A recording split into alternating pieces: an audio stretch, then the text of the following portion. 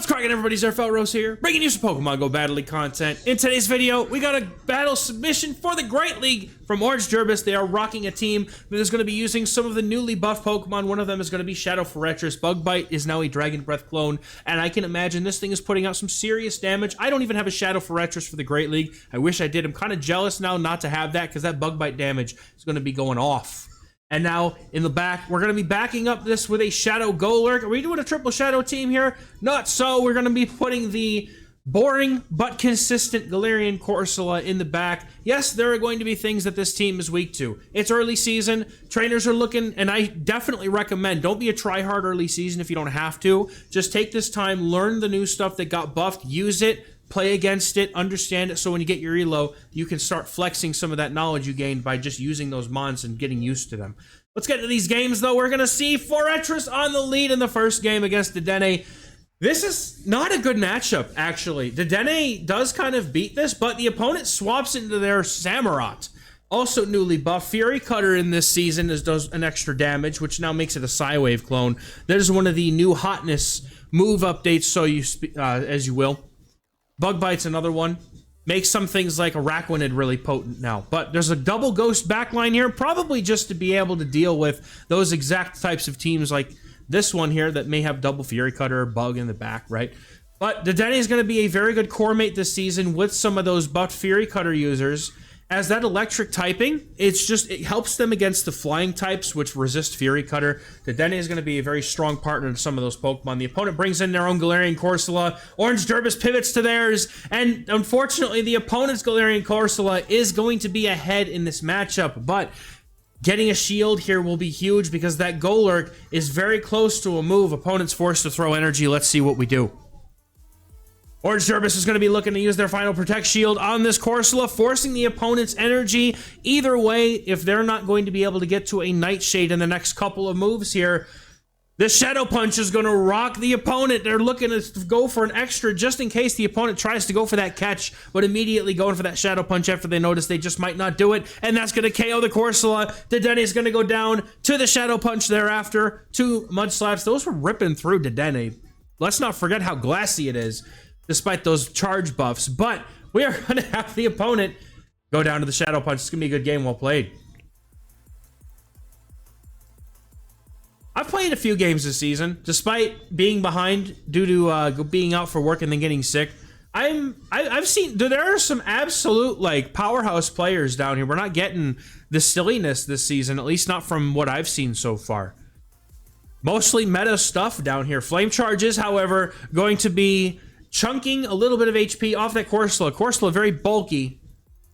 Now firing off that Nightshade and the Swampert that came back in. Swampert here has to get to this move right now. Otherwise, it's not going to be able to make it before the Corsola made a Nightshade. Going to go ahead and let this Hydro Cannon go. Does Corsola live it? No, it does not. But Forretress now is going to come in. And look at those Bug Bites. They are just shredding through the Swampert. You know, Bug Bite, it was never that impressive. It felt impossible. Now you can actually get real farm downs with this move. And the nice thing about that is that a lot of the Pokemon that want to have that farm down, they're like a lot of the things that have Bug Bite want like their charge move set typically makes them want to have that farm down, right? Forretress having the Tombs, Earthquake, Araquanid having Bug Buzz, you know, just it had those otherwise just energy intensive moves, at least for the amount of energy you're getting from Bug Bite. Having that farm down potential is very nice. But anyway, me not walking or running and talking in circles, we're going to see the opponent try to swap in their Morpeko, and they're going to pay quite dearly for this, as now Orange Gerbis can fuse their final Protect Shield. Psychic Fangs doesn't matter. Double up on Shadow Punches, and that's going to be all she wrote because that Talonflame does not have enough HP in there in the tank. My God, my brain is just shutting off mid-sentence. It's embarrassing, dude. Y'all know I do these one take. If I get the intro, if I get good on the intro as soon as the game starts, I'm locked in for the video. Good game. Let's go, man. Beating that Talonflame was no easy feat. And then we have our just, oh my God, the praise. We swap. It was such a good matchup. Anyway, we're drawing out a Swampert, so I guess that's a good thing, right? Now, this Forretress is running Sand Tomb. I think that it's an absolutely, like, just up to you sort of thing if you want to run Sand Tomb or Earthquake. Some people will prefer Sand Tomb, especially on the Shadow. If the Bug Bites are doing enough, the Sand Tombs are going to do, you know, a pretty fair amount into that matchup by lowering the defense and allowing the bug bites to hit harder. The opponent now looking to fire off a Hydro Cannon before this Swampert goes down. Orange Derbis decides we don't need switch, we just want energy. Forretress is going to get this farm down. What's the opponent going to put back on here? They have a Magnezone, and the Magnezone looks to be running Metal Sound, but that's okay because Forretress has Sand Tomb. And Mirror Shot's not going to do nearly enough. We are keeping track of energy in this household. Wherever Orange Derbis is chilling right now, I don't... Look, don't read into it, okay? One of those things. Magnezone goes down, and in comes the Alola Ninetales. Never mind, the opponent pulls out. Well played. Forretress into Forretress. It's a spider meme. Forretress on Forretress action. There are even shadows, too. Immediate switch into Corsola, and the opponent brings in the Feraligatr. I'm going to expect to see this core a lot. Forretress typically wants to be paired with water types to deal with the double weakness that it has to fire. And water types are just so versatile that you can use a lot of them, but Gator being the most versatile of them all, in my opinion, is just going to be a lock-in for a team with Forretress in this season. So mark my words. Opponent's going to get a full farm down. Opponent giving up 2 shields, and now they are going to have to just let loose this energy, and Forretress is bulky enough to take it. And we're looking for a Golurk sweep in the back, potentially. Do we let... No, we're going to go ahead and shield up this Hydro Cannon. Look to get that farm down, or the opponent might just switch out into Tinkaton, and they are going to be in shambles as this Tinkaton just gets shredded by Shadow Big Daddy Golurk. He's not messing around. That's a bulldoze bait. Not in this house. They're going to go for the Shadow Punch right before, or just as they get to the next charge. Very nice move count awareness. That's what my brain was like. Give him the words, man. Give him the words. Move count awareness, the opponent immediately knows it's over, and that's a good game. Excuse me if I'm a little sniffly, by the way. Alolan Sandslash in the lead in this next game. If the opponent is rocking Shadow Claw, that would have been a not-so-great matchup, but the opponent actually on Powder Snow, and Forretress is going to swap out to lure out a potential answer to Golurk, which it finds in this Sableye. The opponent is going to be able to get to a foul play and store some extra energy here, but the big thing is that Golurk now doesn't need to really deal with this because the super effective move pressure into Golurk just makes it fold in half under the weight. Now, Corsola, I think, could have gone for double Nightshade here. I think it would have been probably more, probably better off, but oh my god! It didn't even need to shield the opponent going for too much farm and giving it. It's a 1406 CP Sableye, I just noticed. Baby Sableye. Probably not XL'd yet, but working on it. Now this Sandslash is going to get met with Golurk, which will be able to just consume its entire HP bar with these Mud Slaps. Ice Punch getting shielded here. And in comes Azumarill.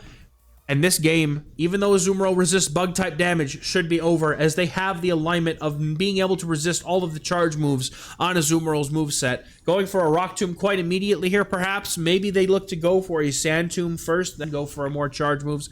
Ice Beam ain't going to be doing much here. Rock Tomb is going to... Yep, there's the Rock Tomb. We're going to lower the attack. The opponent's charge moves already resisted, going to be doing even less damage now. The opponent shields up that potential Earthquake, so that's always, it's a good tip, right? If you have the 2 smaller bait moves, but you want to try and get that shield, you certainly would do well to farm all the way up to what would be that big move just to threaten it, because the opponent doesn't know you have it until you don't throw it, right? Sand Tomb is going to knock off this opponent's Sandslash that looked to come in and make a catch, but the opponent's going to need more luck than that because the Azumarill is going to go down to this Shadow Punch, and this Golurk was able to reach it because of that Mud Slap energy gain. Good game. Let's go. Azumarill down. Next game up, we got Forretress on the lead versus a Bastiodon. Oh, buddy, we got Sand Tomb for you. Double super effective, and oh my god, look at it. Even though the bug bites are at least, I don't know if it resisted by rock. I'm going to be honest. That is a interaction that I don't know how it goes that way, but the opponent is getting shredded. I didn't catch the CP. I was just about to look. Maybe it's a baby Basti. I don't know. But opponent comes in with a Swampert on this Corsola, and I don't know, man. This is actually pretty good to bait this out, because those Hydro Cannons come out every 5 mud shots, and Golurk would have a problem without shields to be able to deal with that. Opponent's going to go ahead, lock in a Protect Shield, and Orange Derbis is going to be going for this Nightshade, looking to either get the next shield, or the opponent putting both shields on the table. Orange Derbis is going to not shield their Corsola. Hydro Cannon's going to take it out. Let's see what comes up next. Forretress is going to come back in, and my youngest is losing her mind. Girl, what are you doing? Hopefully, the opponent goes for Flamethrower. This is going to be a problem. But they go for the Stone Edge into the Forretress, and then they're going to get just eviscerated. Complete and utter destruction. Mud Slap, double super effective, destroying that Bastiodon's entire career in 1, 2, 3, and then they're going to go for the... move into the Swampert, and then in comes the Venusaur, looking to do super effective damage with the Vine Whips, but the Shadow Punch says, no, you may not, and Forretress, standing and floating in front of this Venusaur, is saying, try it, buddy. Double resisted moves on both counts, and a Sand Tomb is all that's going to be needed to sweep away the Venusaur. Good game. Next thing we got Shadow Forretress on the lead versus Lurantis. Oh no! The poor Lurantis, when we swap out anyway, because we have to get this Golurk free. If the opponent has an answer to the Golurk, they just, you gotta lure it out. Now, this would have been farm down. Farm it down completely. Just let Forretress come in, let the opponent stay in and have a bad time, and just fully farm down the Lurantis, because those Bug Bites would have absolutely shredded this thing, I guarantee it. Nightshade is going to take the Lurantis low, and the opponent has a... Trainer's out of Giratina on my screen. Oh my god, please. Oh, I miss Giratina. I miss it. I don't know who this... I didn't see the name of who this trainer was, but trainer, if that's you... you are a fellow Giratina enjoyer, and I appreciate you so much. Going for this Rock Tomb was going to do a significant amount of damage into the Giratina, which is not very bulky in the Great League, the Origin form. Rock Tomb's going to do a lot, lower the attack even, but unfortunately not going to be able to get the farm down here. Opponent's going to leave with a little bit of HP and just enough energy to fire off a charge move, and it looks like Golurk is going to come in and get this sweet, sweet farm down. The opponent has the Dedenne in the back, and it doesn't even matter at this point what happens. Gonna go for the shield, not even maybe we're off by 1 or 2. Of course, it's Parabolic Charge, because the opponent's got to fish for those shields, but they're not getting to another move, and Golurk is just staring down, saying, who's your daddy, trainer? And that's going to be a concession. That's a good game, well played. Forretress into Azumarill, solid lead. Bug Bites are resisted, but the back line is, you know, it's okay. I personally, I don't like safe swapping Galarian Corsola. If Diggersby becomes more popular, you will get answered with it. You like Golurk to me feels like the proper safe switch for this team, because you have the ground type moves that are stab for energy and damage, but then you've also got the ghost fighting coverage, which is literally perfect coverage into this game. So if you're going to try this team, what probably is the Shadow Golurk for the safe switch, but I definitely like it in either position. The opponent's staying in to throw some energy. They don't have Hydro Pump. This is resisted. Forretress staring down the opponent, looking to see what they do here. They're going to continue to stay in this matchup. The opponent does not like Forretress in the back, and that could mean anything, right? It's a steel type. It could be, we could be seeing the opponent have a, you know, maybe they got a dark type in the back to get that bug typing is going to come after them. Maybe, no, they may have a ghost probably. Either way, whatever's in the back, it could be a poison type, right? Like they don't like the steel typing on Forretress, and maybe it's a grass type. Those are also somewhat common. Opponent, however, has an Annihilate, and Annihilate is not going to get anywhere in its fight to try and just take down this Shadow Golurk. Daddy Golurk is over here asserting its absolute dominance, needing not to even throw a charge move before being able to take out this Annihilate. Opponent saving those 2 shields for next game. Let's go. Good game. All right, we got a game. It's Lurantis. Lurantis is back yet again. And this time the opponent swapping into their Dragalge, something that I absolutely love, that acid. The acid buff, oh, Shadow Claw is such a good move, and they put it on poison types, and I'm in love. I'm in love. Toxtricity has so far been my favorite thing that's been buffed, and I would love to ride that as long as I could, because I love Toxtricity, which I don't know which order these videos are coming out in, but I did record my first games of the season, so if this video comes out first, then we have a incoming video for y'all. If it was in the past, then flashback time, flashback moment. All right, opponent's looking to get sniped by shielding the Lurantis, and in comes a Tentacruel, and the opponent immediately concedes, and it's over. Good game. me going off on tangents mid-battle when there's action to be had. Azumarill in the lead in the next game. Forretress, loving life as a Typhlosion comes in, and while I understand that Golurk would have eaten this thing alive, I'm also not sure that that was the right play, because the opponent very well may have been trying to bait this out, right? So Corsola is going to be looking to go for this. One Astonish in the Nightshade. I put Night Slash down there this whole time. Oh my god. This whole time, it said it. Well, if anybody's in the comments, you probably told me. But it's, it's Nightshade. Oh my goodness. Nightshade, by the way, going to be doing some damage into the Azumarill. The opponent decided... I wasn't looking, I was trying to fix Night Slash, okay? But we have Corsola down shields here with an Azumarill in front of us, and Azumarill is actually going to not really enjoy dealing with his Forretress still regardless at this point. Opponent's going for the play rough. In comes the Forretress. The opponent, what are they going to have in the back? Going for this Rock Tomb. The opponent has Talonflame. That's what I was afraid of. I had a feeling there might be a Talonflame in the back earlier, but they don't shield the... Boom, man! Oh my goodness! You love to see it. Some people say, "Hey, ain't no way you're running Rock Tomb on that, right?" No? Okay, bye. I think that might. I don't know if there's a misclick or not, but we take those. We love those. And Orange Derbis, thank you for submitting these battles. They were a joy to watch. Appreciate you for submitting these games to us. Trainers, if you'd like to submit battles to the channel for some shoutcasting action, there's a link in the pinned comment in description to a Google form you can fill out and send in the games.